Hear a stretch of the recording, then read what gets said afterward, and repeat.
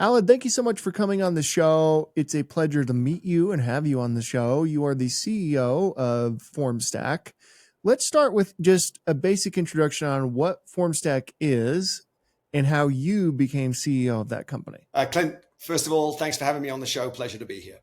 Probably the easiest way to describe what we do is to apply it to your life. I bet you don't particularly like filling in forms. I love filling in forms, said no one ever. So we at scale provide companies and enterprises the ability to create forms as seamlessly as possible and make filling them in as automated as possible. And of course, when you fill in a form, if you think about when you go to a dentist or a doctor, that form carries information that goes into, say, a document or a repeat prescription or for a next appointment or a procedure.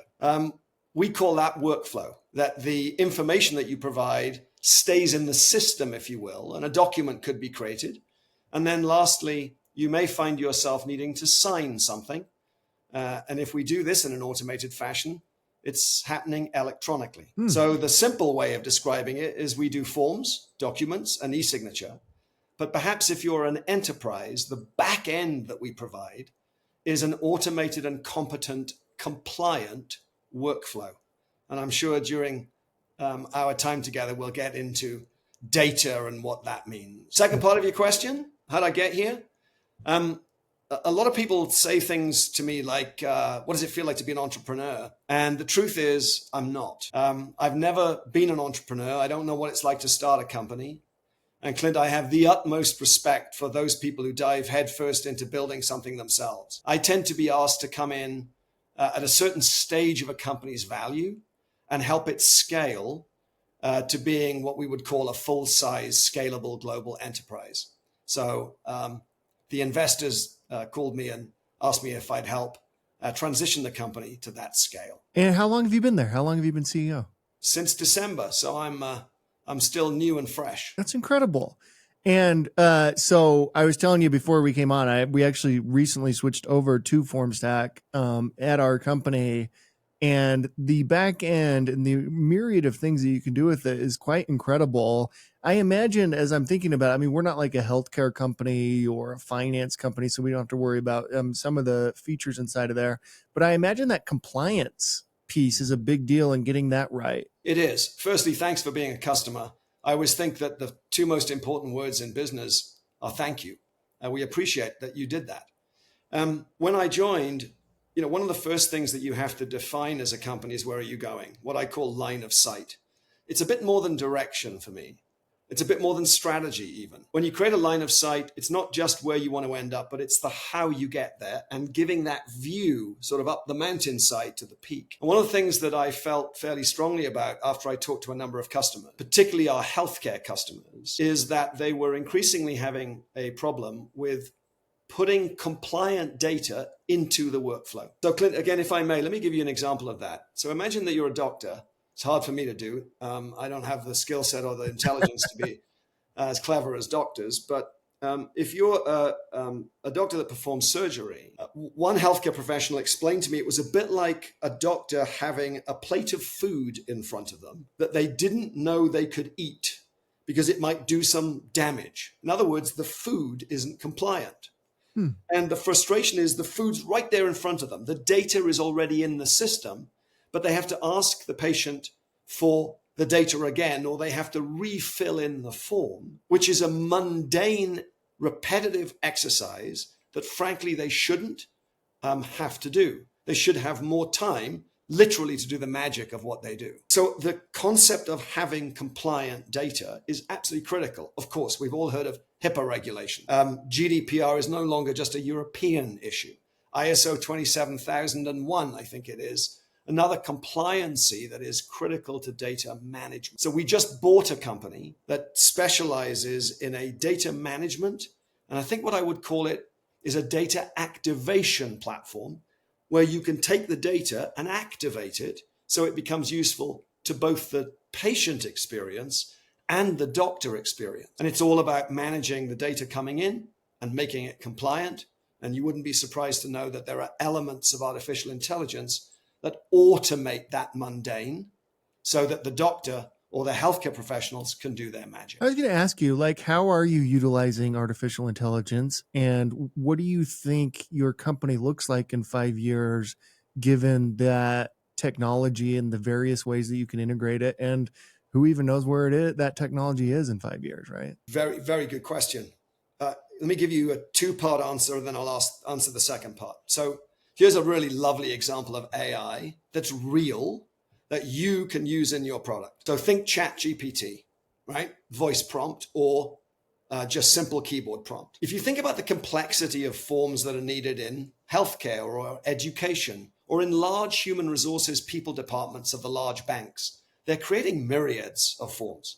And some of those forms are quite complex. The old days, you had to literally do drop-down menus and inserts. Now you can use AI to just prompt. Create me a form that helps me bring in a patient. Help me create a form that enables me to survey my student base about the quality of this program. And it'll just do it for you magically in front of your eyes. So less time at the keyboard, more time doing the things that you want to do, your purpose. We're doing that for both the forms creation and the document creation. And we're the first in the industry to do it. So much less work from you. Secondly, what I was talking about from the perspective of a doctor in that use case is we're using AI to tag data as it ingests, as it comes in, so that large quantities of data can be tagged against a set of compliancy rules. Customer sets the rules. The customer owns the data.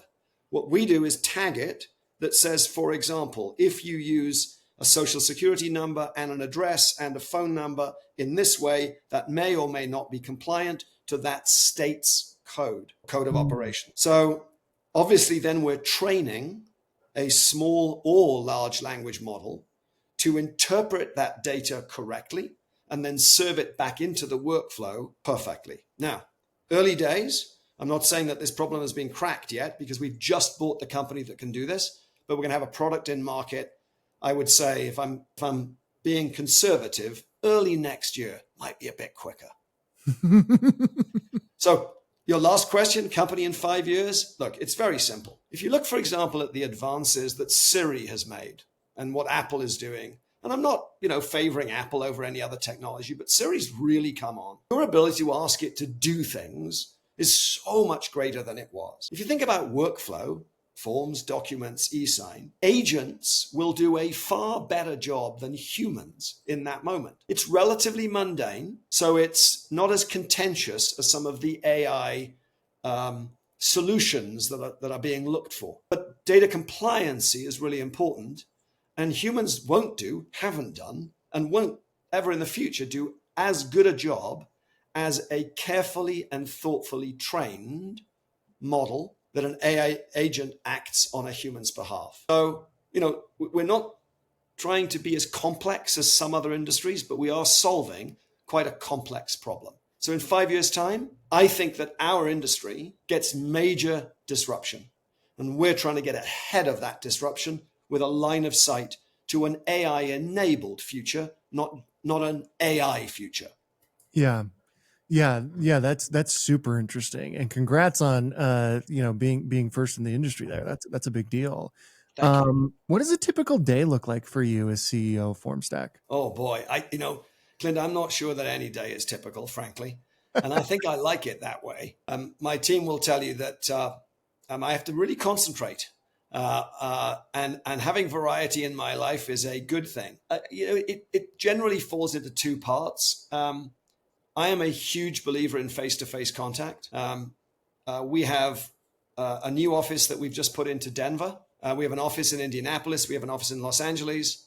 I try to get to those offices and see and touch people, hear what they've got to say, listen to their point of view. So I'm frequently traveling. So a typical day is, begins and ends with an airport or a hotel. When I'm not traveling, I'm a pretty early riser. Our investors and our board members are East Coast. So I'm up at usually at about 5:45, 6 o'clock.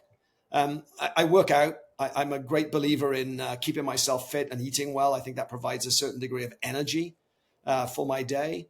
So I'll try to get a workout in before the day starts, because as you know, the longer the day goes on, the harder it is to work out. Email, got to get email done. Email, bane of my life.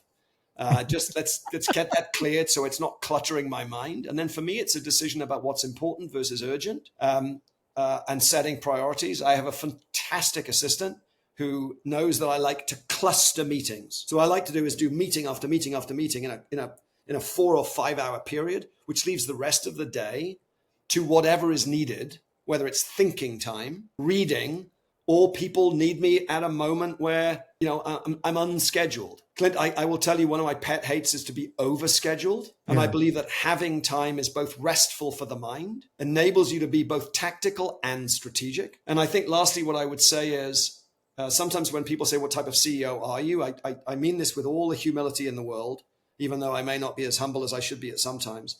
And that is whatever the company needs, whatever type of CEO the company needs at any given moment. And that could be different at the beginning of the day or the end of the day. If you don't make time in the end of the day, in a day, to refine your energy, then I think you are imbalancing your capability. And I'm no longer afraid of gaps, because I think they're really valuable. And I'm a true believer that the CEO job is not just chief executive officer, but it's chief energy officer.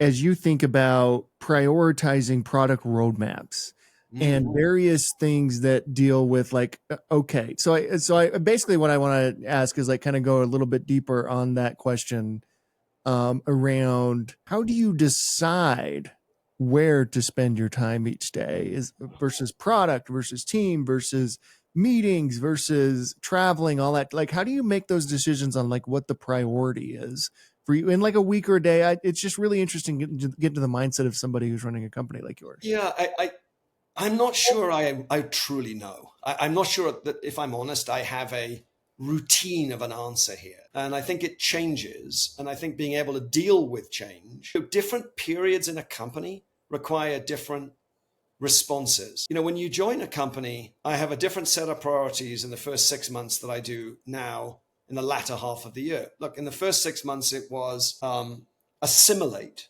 as much information as possible. So I was pretty meeting heavy. Firstly, understanding employees' reactions, then understanding customer reactions.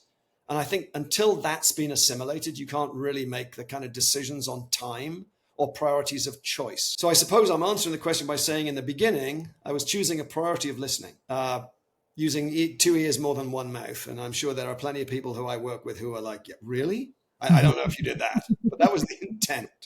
I would say that there was a period of time where my priority became more directive, which is a dangerous period, because I am, if you think about the sort of the formation of geese, I chose to take the front position and fly for the distance that I need to get the formation organized, so that we have altitude and thrust. We have speed and altitude, because a company needs both. I have reached the point where the decisions now I'm making about my time, literally in the last week, Clint, I'm able to drop back in the formation. And if you follow the analogy, there are two components of that priority choice. I am slipstreaming. I'm rebuilding energy, because now other people, like our chief operations officer, are taking on the planning cycle for next year. Our leader of sales is truly driving our customer orientation. Our brand new chief solutions officer is now worried about gross retention. And these roles have lanes, responsibilities, and accountability. So I'm now slipstreaming, which is phenomenal. I have now more time. So now I'm thinking about, what's the market doing? So my switch now is more market orientation, macroeconomics. How much are we actually satisfying customers? What are customers telling us that we're not noticing? It's a probing time, so that the formation that we're flying in is getting less wind resistance, right? More capability to get higher and further and conserve the energy to do it. So it's an odd answer to your question, but I'm very methodical about where we are in the company's evolution. And I'm now trying to think about, what does next year look like? And even beyond next year, what does 26 look like? What do we have to buy or build? What is the What is the product and engineering team thinking about? Do we have to re-engineer components of our platform? How do we do that rather like a Jenga puzzle? Pull some pieces out, but the stack, every pun intended, stays stable. And those are bigger strategic questions, and that's what I should be worried about, as well as the tactical concern about the happiness of our employees. Sorry, a bit long-winded. No, that was beautiful. What's the best piece of leadership advice you've ever received? Oh boy. Humility and curiosity. Just two words. Be humble, be curious. And I'm not naturally humble. I'm going to confess that, right? There's plenty of people you could talk to and agree with you. The older I have got, the more I truly try to be humble. It's not an ego thing either. It's funny. It's not ego for me. It's the humility of listening. I have to practice that. I'm a natural talker. I'm a Welshman. We love to talk. And I've read more. I'm more curious to learn from other people, to be mentored, to be advocated for, and to be curious about customer needs, employee needs, board needs. So humility and curiosity are kind of watchwords I try to practice from a leadership perspective, and I fail. What are you reading, and what reading recommendations would you have for us? Oh my gosh. I'll tell you, I'll answer that. I'll tell you that the book that has guided me in recent times the most, a book called Surfing the Edge of Chaos. And companies are chaotic, and there is a natural belief in all of us. The minute that somebody says chaos, we think it's negative. Well, if you can harness the power of chaos, it can be really powerful for change. Now, of course, too much chaos is negative, but this book talks about the comparison of business and nature. So a fascinating comparison. It's a very intellectual book, and it also takes case studies of large organizations and how they harnessed chaos. And there have been just a couple of lines that have appeared in that book that stayed with me.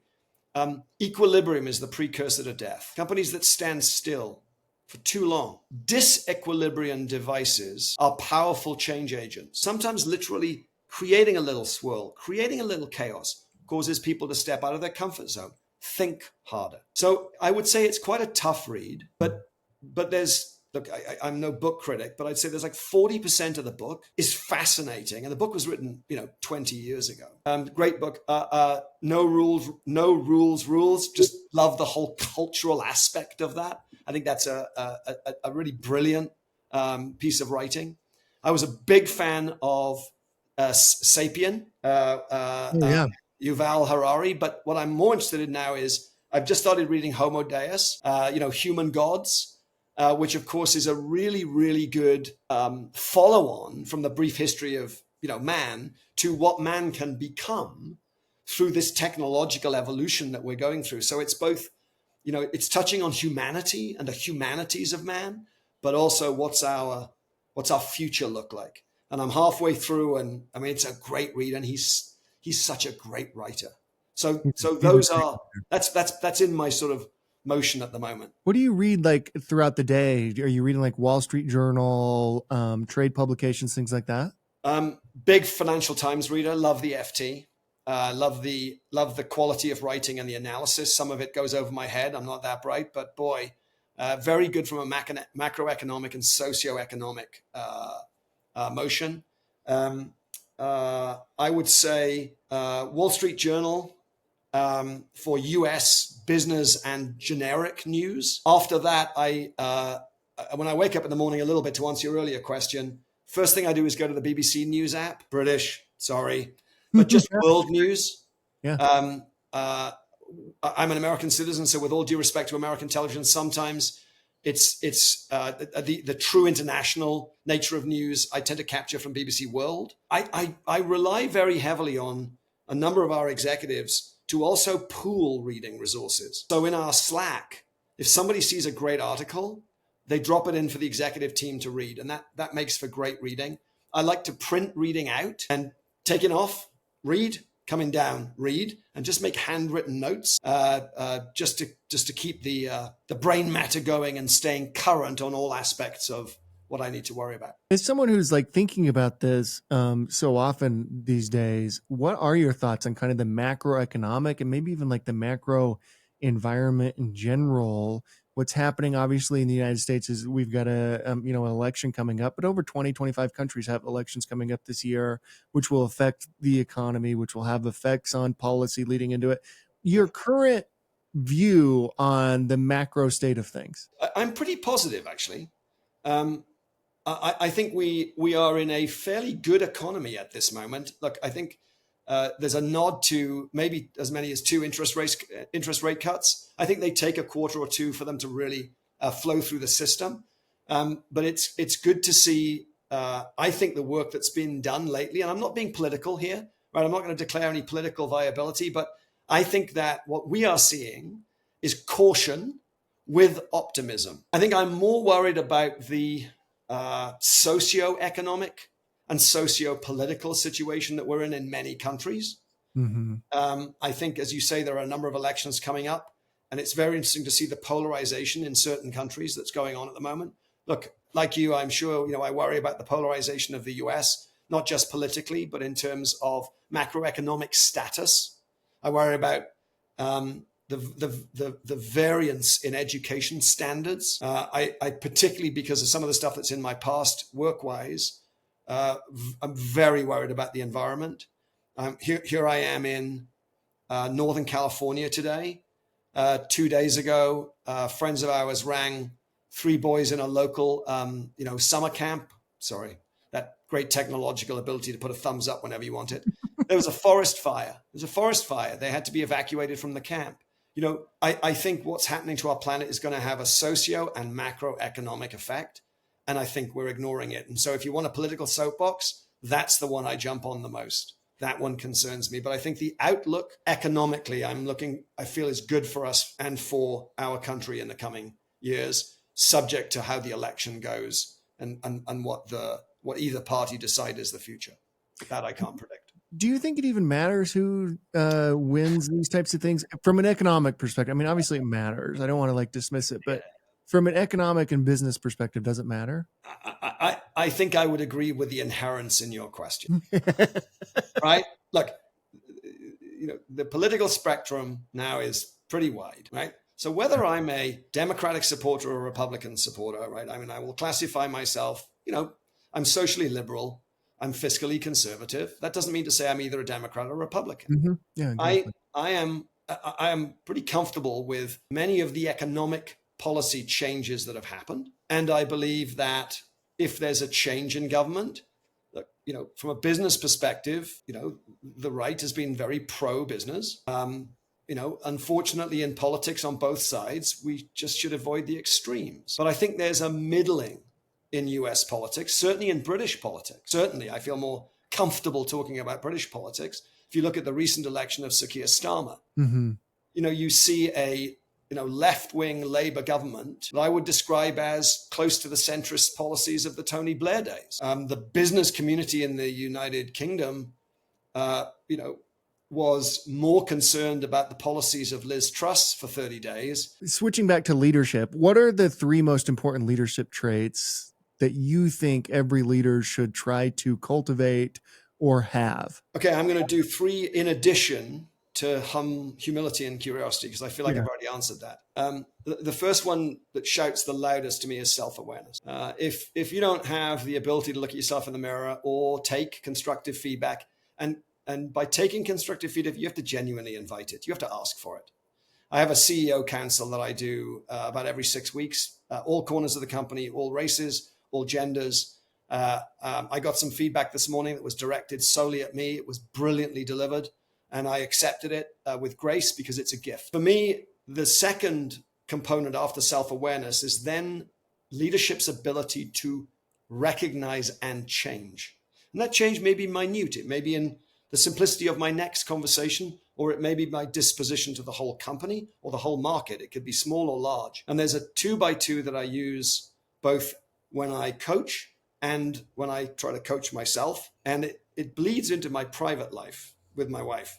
And the 2x2 is very simple. Am I self-aware enough, or am I being told that I am unconsciously being incompetent? Now, it's a little dramatic, right? Incompetence. So we'll tone the word down, but it still hits the meaning. So am I not aware that I'm doing something wrong? Which, of course, in marriage, or partnerships or friendships, a very important thing to know. I may be doing something inadvertently causing frustration. The next box is, can I therefore, through self-awareness, shift into conscious incompetence? I'm aware that I'm doing it, and only now that I am in that box can I move to conscious competence. And if I deliver repeatability and build a habit, can I become unconsciously competent? So my wife, one very simple gesture I can make for her is to fill her water glass at night before she goes to bed. It's such a simple thing. And I was unconsciously incompetent. I wasn't doing it. We talked about acts of service, as an important part of our marriage. And now I do it without thinking, unconsciously competent. I don't do it every night. If she was by my side, she'd say, what happened on Thursday? But there is a certain unconsciousness of that. And I think that is a really important quality in leadership about oneself. So it's a natural number one.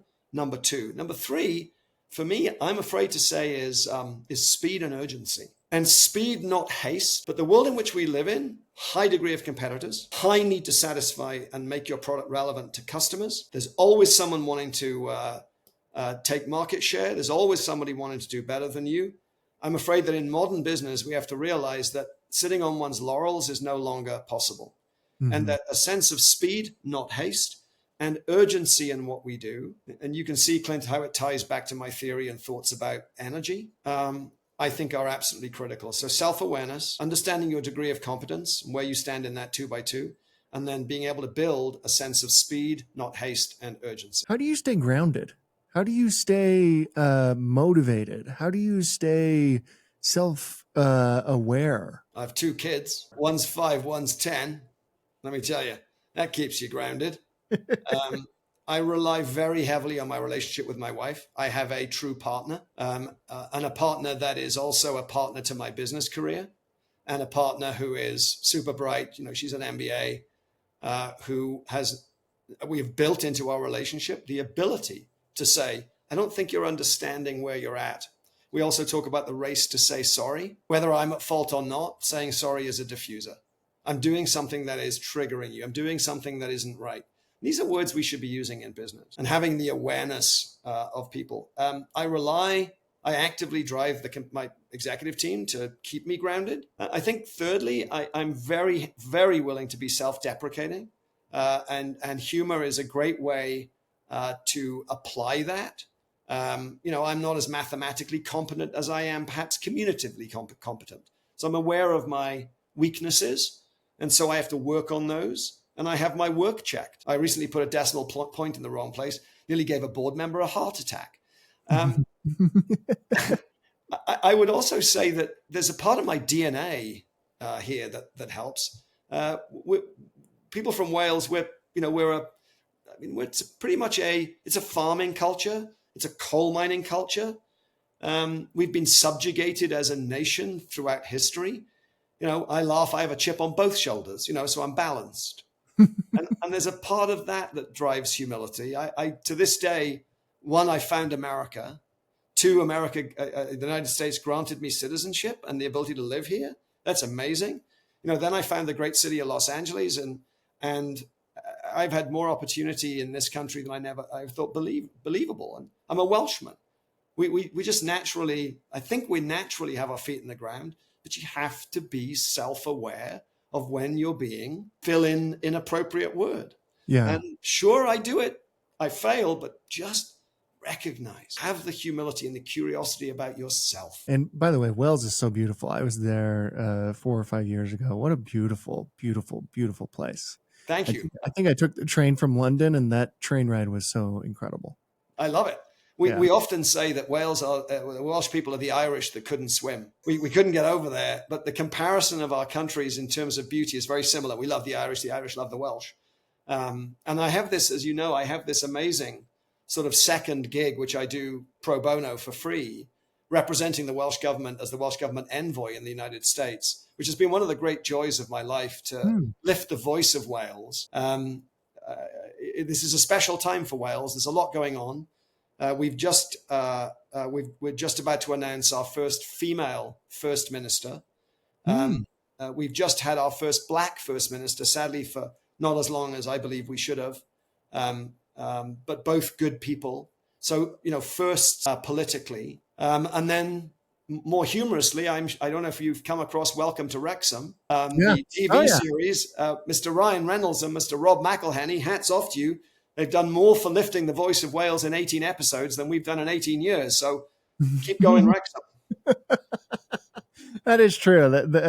It's interesting the power that has, and the way sports brings people together. And obviously, those two are also massive celebrities, which helps. So you get all of their following and the attention that they get, which is cool. I wonder, what about your journey to becoming the leader you are today has surprised you? Oh, I mean, I never, you talk to my 17-year-old self, Clint, Yeah. never believed that I would have the privilege to hold this job title, more than a few times.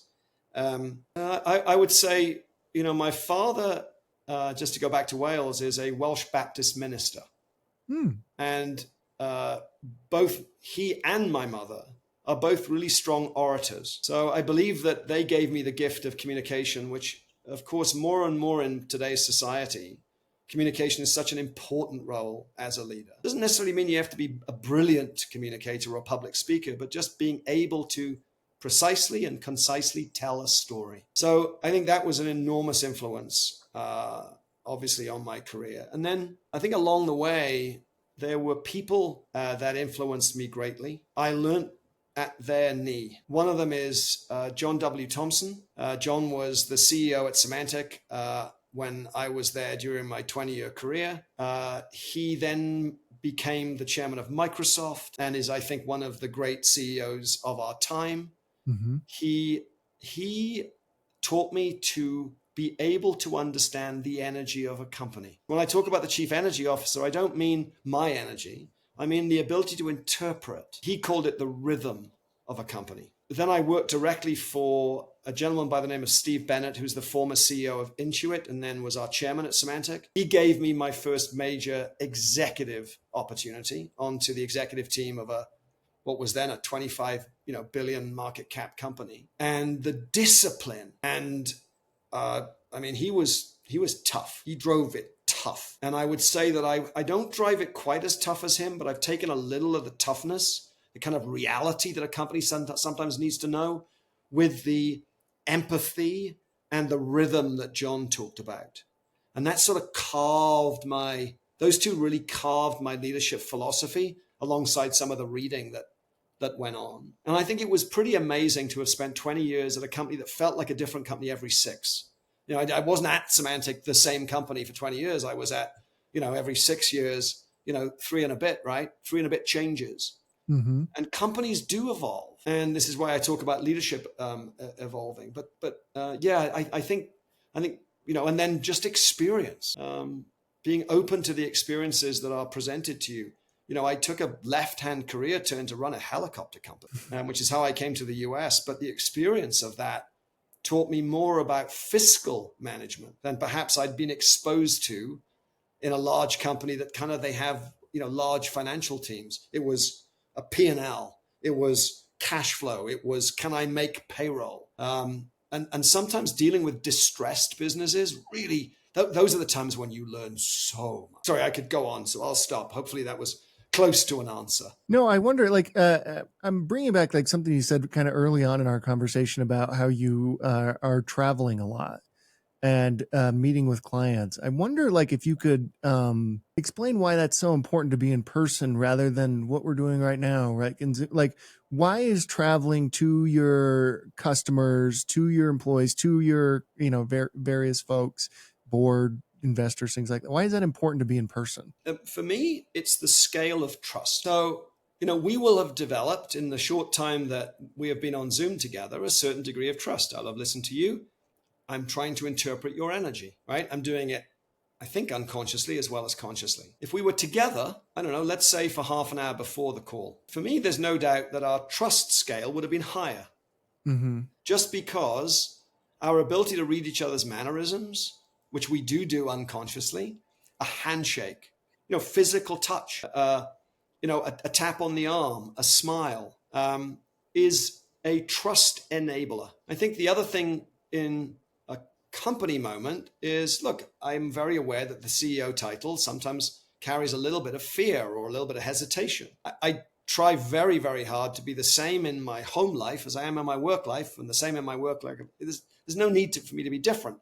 You know, my daughter will come and sit on my knee on a conference call. I'm human. I am a dad, right? I gotta, and it also, I find it's very valuable to create more trust through the ability to disarm. So I love to talk about, so how's your day going? What did you do last night? Tell me about your kids. Tell me a little bit about you personally, not in a prying way, but also if I can understand a little bit more about what makes you tick, then I can think about how I react to you. You know, Clint, sorry about this, another 2x2 coming, a bit of a 2x2 man, but look, it doesn't matter to me whether this is right or wrong, but you know, most people are directive naturally, they are extrovert naturally, or they are amiable or analytical. It doesn't mean to say any of those boxes are right or wrong, but it's hard for me to read. Based on your questions and the thoroughness, of your preparation, I would say that you have quite a strong analytical component, right? You're not afraid of analysis. And the way that you're coming across right now is you're an amiable gentleman. Now, I don't know that. I mean, you're nodding, right? I probably got you. And of course, you can be directive when you need to, and you can be extrovert when you need to, of course, but you're lead too. So in the way that I deal with you, if I am forceful, that's not going to get the best out of you. And if you show me work, I should read it, because then you will feel that I am giving you respect. I am respecting where you come from. Now, as a directive extrovert who has to concentrate, my natural is just give me the headlines. Yeah. Give me the highlights. How offensive is that to an analytical? Yeah. And if I'm super directive in a meeting, an amiable person is unlikely to speak. So it's not just one-on-one. I want to read the room face to face. I want to see, is everybody getting a fair shout? Is somebody feeling that this is tough? Is somebody not agreeing here? Are they getting a voice? These are how you build trust scores. Reliable and regular. I don't think it's as easy to do that on Zoom. I think Zoom is brilliant, or video conferencing is brilliant for speed and getting to people. Now you put that in, now you think about customers. So the reason I go visit customers is discovery. I want to find out what their needs are. I want to find out what's challenging them. I want to find out what makes them go to work every day. I want to find out what their values are. I want to find out what their purpose is. I want to find out what they need. I don't want to talk about Formstack. They give more in a face-to-face environment, of course. And we have a chance to sometimes break bread together or just connect as humans. From a work ethic perspective, you know, the company will tell you, I believe that certain functions need to be in the office. And I'm quite vociferous about this. Sales, pre-sales, customer success, marketing. Now, not everyone. I'm not an ogre, but for example, now we've built the executive team so that the customer experience executive, the marketing executive, the sales executive, the partner executive, the person in charge of pre-sales, the person in charge of enablement. Just off the top of my head, there are 6 execs who go to work every day. And what we're seeing coming from that engagement is much different from what we're seeing in asynchronous work. So for me, I get engineering, absolutely. Product, I get the beauty of asynchronicity and the fact that, you know what? Quietness matters. So, you know, call these philosophies. I don't force it on everyone, but generally speaking, those functions benefit, in my opinion, from the trust scale building. That's one of the most brilliant answers I've ever heard. Question. You're too kind. Thank you. Yeah, that was incredible. Finally, we end every interview with the same question, and you may have kind of answered it in the previous question around this, but I want to give you the opportunity again, and if there's somebody else who comes to mind. At CEO.com, we believe the chances one gives is just as important as the chance one takes. And when you hear that, who gave you a chance to get you to where you are today? In truth, it was Steve Bennett. And if Steve watches this, I'll tell you, you were not the easiest person to work for. You were tricky. You were tough. But I learned a lot. You put me on your executive team, and you gave me the opportunity to run a $2.2 billion business and be responsible for its success. That was a major moment. And the second one, I have to say, was the first time I was given a CEO job.